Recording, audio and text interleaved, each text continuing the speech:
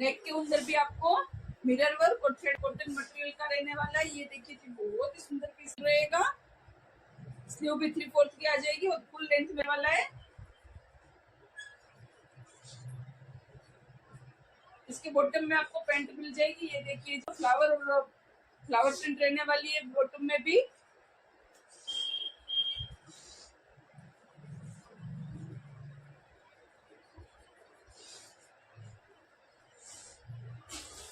ये इसका दुपट्टा रहेगा। ये देखिए जी दुपट्टे की प्रिंट भी बहुत अंदर आपको साइज मिल जाएगी मीडियम से लेकर 4XL तक रहने वाला है। 2.25 मीटर का पूरा दुपट्टा आएगा। ये देखिए